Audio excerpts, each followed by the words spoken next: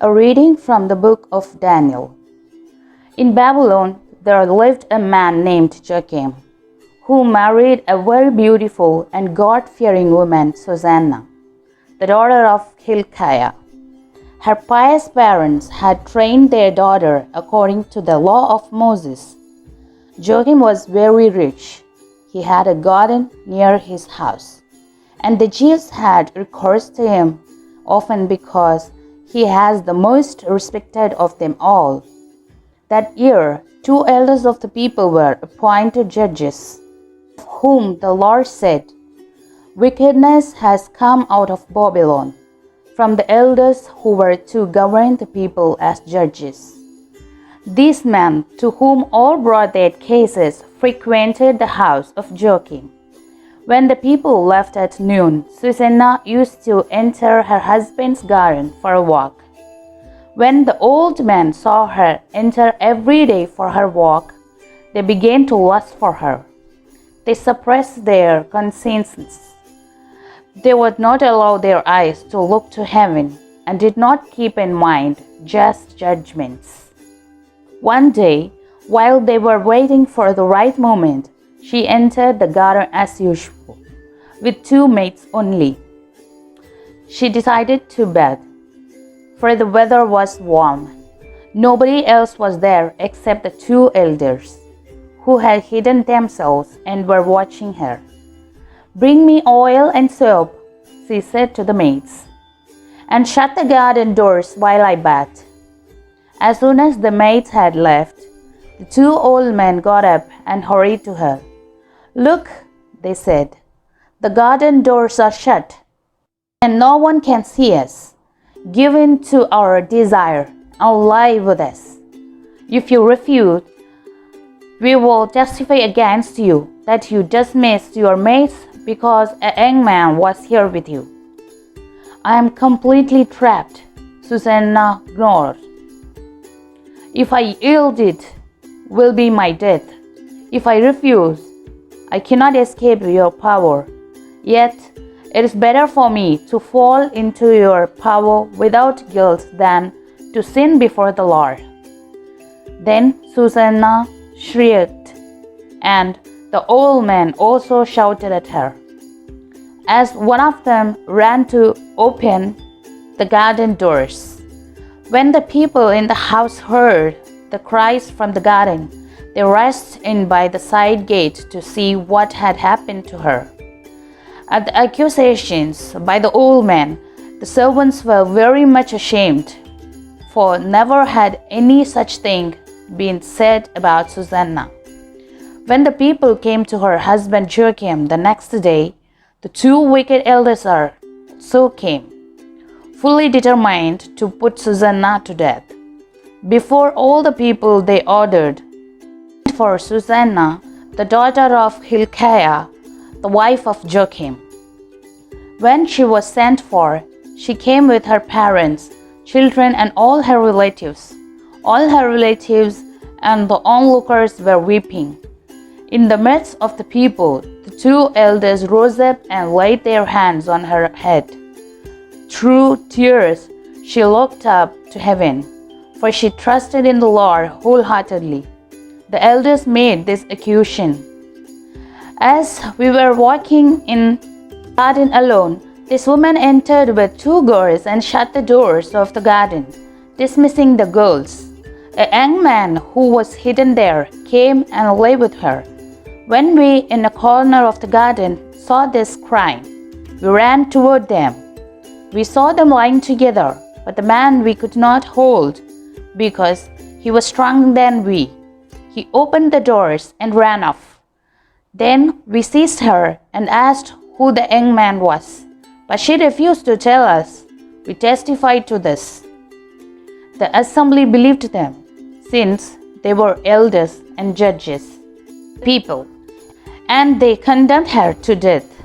But Susanna cried aloud, "O eternal God, you know what is hidden and aware of all things before they come to be. You know that they have testified falsely against me. Here I am about to die, though I have done none of the things with which these wicked men have changed me. The Lord heard her prayer. As she was being led to execution, God stirred up the Holy Spirit of a young boy named Daniel, and he cried aloud, "I will have no part in the death of this woman." All the people turned and asked him, "What is this you are saying?" He stood in their midst and continued, "Are you such fools, O children of Israel, to condemn a woman of Israel without examination and without clear evidence? Return to court, for they have testified falsely against her." Then all the people returned in haste. To Daniel the elders said, "Come, sit with us and inform us, since God has given you the prestige of old age." But he replied, "Separate these two far from each other, that I may examine them." After they were separated one from the other, he called one of them and said, "How you have grown evil with age! Now have your past sins come to term, passing unjust sentences, condemning the innocent, and freeing the guilty, although the Lord says, 'The innocent and the just you shall not put to death.' Now then, if you are a witness, tell me under what tree you saw them together." "Under a mastite tree," he answered. Daniel replied, "Your fine lie has cost you your head, for the angel of God shall receive the sentence from him and split you in two." Putting him to one side, he ordered the other one to be brought. Daniel said to him, "Offspring of Canaan, not of Judah, beauty has seduced you, lust has subverted your conscience. This is how you acted with the daughters of Israel? In their fear they yield to you, but a daughter of Judah did not tolerate your wickedness. Now then, tell me under what tree you surprised them together." "Under an oak," he said. Daniel replied, "Your fine lie has cost you also your head, for the angel of God waits with a sword to cut you in two so as to make an end of you both." The whole assembly cried aloud, blessing God, who saves those who hope in him. They rose up against the two elders, for by their own words Daniel had convicted them of perjury. According to the law of Moses, they inflicted on them the penalty they had plotted to impose on their neighbor. They put them to death. Thus was innocent blood spared that day. The word of the Lord. Response: Even though I walk in the dark valley, I fear no evil, for you are at my side. The Lord is my shepherd, I shall not want. In verdant pastures he gives me repose. Beside restful waters he leads me, he refreshes my soul. Even though I walk in the dark valley, I fear no evil, for you are at my side. Guides me in right paths for his name's sake.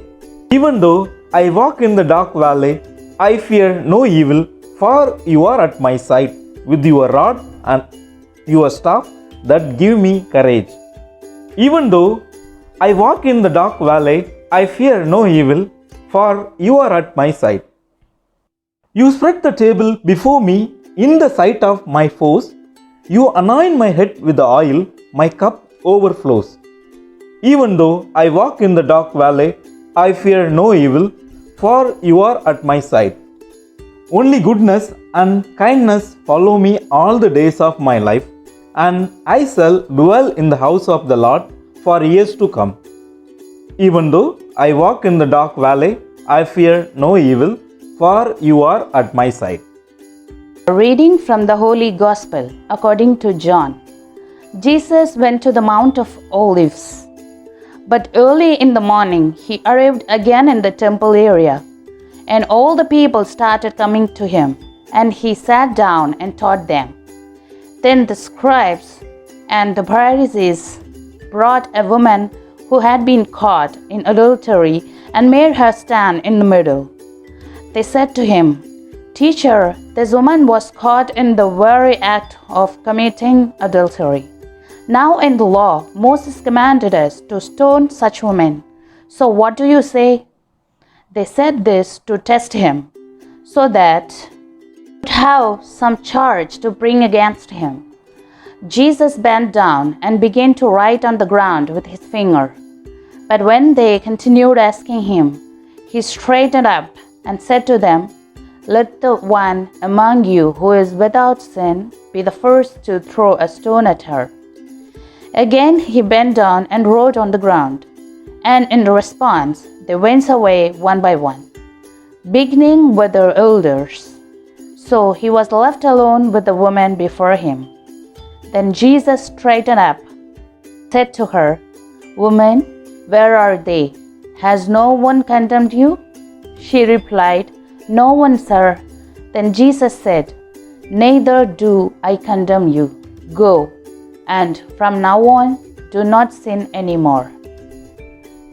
The Gospel of the Lord.